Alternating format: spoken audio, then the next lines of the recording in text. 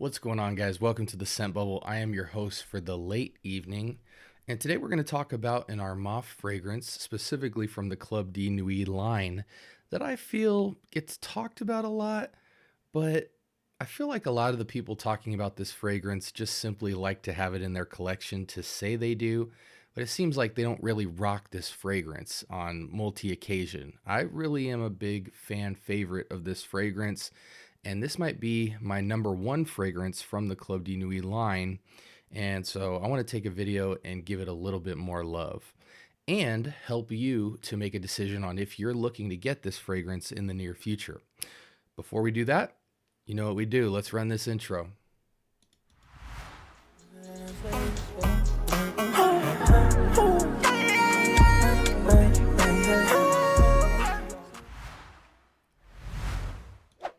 Again, I am your host for the afternoon, and you are in the Scent Bubble. Today, we are going to be talking about none other than the Club de Nuit Milestone fragrance from ARMAF. Now, I want to just tell you this first and foremost. A lot of people talk about Intense Man, limited edition, iconic, sillage. For those of you who are new to the entire Club de Nuit line, you might be a first-time clone-ish fragrance buyer, or you just haven't really dabbled in this house yet, or this line of fragrances. Club de Nuit Intense Man is supposed to be a clone of Creed of Venice. Club de Nuit Milestone is supposed to be a clone of Millesime Imperial from Creed. Limited edition is supposed to just be a more ramped up, juicier, fruity vibe. More of a parfum version of the Aventus DNA. So it's juicier, it's more hardcore. Sillage is supposed to be Silver Mountain Water. And iconic, though I don't believe it's a Creed fragrance, I think it's cloning kind of the realm of Bleu de Chanel. But don't quote me out on that. I'm pretty sure though. Look up YouTubers all over. They'll let you know what it is. But a lot of people again talk about Milestone. I feel like a lot of people, the way they talk about it, it doesn't sound like they're really reaching for this a lot. And I feel like for the right occasion, this is just a no-brainer grab, top 3, no question, in my collection for this type of scenario. Couple of the brass tacks on this: 100 ml, 25-ish dollars I got it for across most discounters. And bottle looks great. You got your gold vibes here, and it's pretty much 1-to-1 to Millesime Imperial. Let's go ahead and take a quick look at the note breakdown here. Millesime Imperial, we got sea salt fruit notes up top, citruses and florals in the mid, sea notes and woods and musk on the base. With Milestone, we have the just slightly a switching around of accords in terms of where they fall in the scent. Sea notes: red fruits and bergamot up top, violet woods in the middle, musk, ambroxan, and vetiver in the base. I don't really get the musk or the vetiver, or even the sandalwood really, but I'm sure that those are all contributing to the blend. Here's what you guys need to know. When you think Milestone, you think sea salt, salt ocean water, watermelon dominant, with a backbone of this kind of lightness, 5-10% touch of woods and florals. Again, don't get the vetiver or the musk, but there is a slight tinge to this watermelon.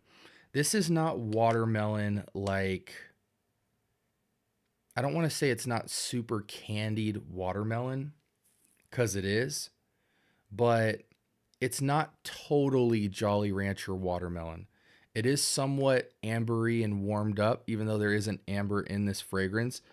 I think the salt water accord, again, when you see sea notes, it isn't like aquatic, light, airy, crisp water.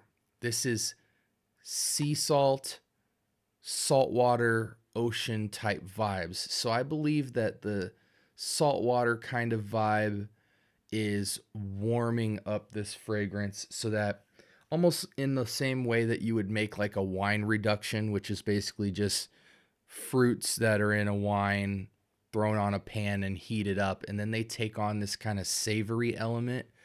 The watermelon is slightly toned down, warm candied, but it still maintains kind of a playfulness, but it just isn't like airy and crisp watermelon. It's more warm, wine reduced type vibes, sea salty watermelon, but very much still watermelon. It is juicy. So, this fragrance in a nutshell is sea salty, salt ocean water, warm watermelon with just a touch of sophistication in the background with the woods and florals. It's amazing to me. This fragrance is light on the nose, though it's powerful and almost borderline beast mode. This is an 8+ hour fragrance. It'll be on your clothes the next day. The scent bubble and sillage and projection is whoa on this fragrance. Occasions, I think anything that has to do with water, you have to have this on. Um, Beaches, local pool, backyard pool party, any kind of resort of any caliber from a 1 star to a 5 star. If you're on a resort walking around, you need to have this on. This is sandal. If you got sandals on, uh, which probably means you're around some sand or some water or some crisp weather, you need to have this. This is definitely a summer and spring dominant fragrance. However, I think in the right outdoor scenarios where this projective monster isn't going to be super all in everybody's face and in an intimate setting, this could also rock out as well. I think this fragrance is ageless, 20 and up, but if you're a younger person, you can definitely still wear this because it is sporty in its fruitiness. So I think younger people, this would be kind of like a first entry path into like sophistication while still maintaining that like sugary fruitiness that people enjoy. But it also is mature because of just the DNA of what it's cloning and the sophistication of the blend. Those woods, the florals, that citrus, that ocean note, just the way it's all blended together, still, though playful, has maturity to it because of the chemistry of the blend. People will smell this, and even though they'll slightly smell, I mean, they won't even slightly, they'll definitely smell the juicy watermelon. The tinge to it, the warmth to it, the crispness of it, the projection of it it's just a head turner of a fragrance. And most fragrances don't include watermelon when it comes to fruits. You mostly see citruses, um, pineapple, different other kinds of melons. Like I think about, Cedrat Essence with its kind of green melon note, um, cherry, peach. You rarely see watermelon, and especially not watermelon reduced and warmed up in this way.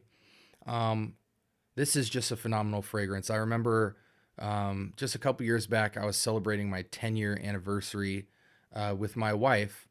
Um, and we went to like a 5 star hotel. This thing was upscale, had like 5 swimming pools, multiple decks of water, in terms of like they had like the water park that went into the pool, that went into the other pool, that went into the private pool, that went into the mini pools. And I was rocking this every day I woke up on that resort. And as the air just kind of brushed through my outfit, which was sandals and swim trunks and a nice dress shirt type vibes, or white tee, um, wafts were just going everywhere. I mean, I even went in the pool and then put my shirt back on when I got out to walk around, and the sillage was just crazy. This is a fragrance that not only will you project and have a scent trail, but you will also be smelling yourself. But I find that in the beast mode category, this fragrance still has a light airiness to it. As long as you're in the right weather or you're outdoors, where it doesn't feel like overly intrusive beast mode. Like it is a room filler, but slightly toned down from like a room filler. You will leave the scent behind, but it won't jump across the whole room. It'll just leave itself wherever you go, if that makes sense. But this is definitely something I think you guys should add to your collection. You're not going to have a fruit that quite smells like this.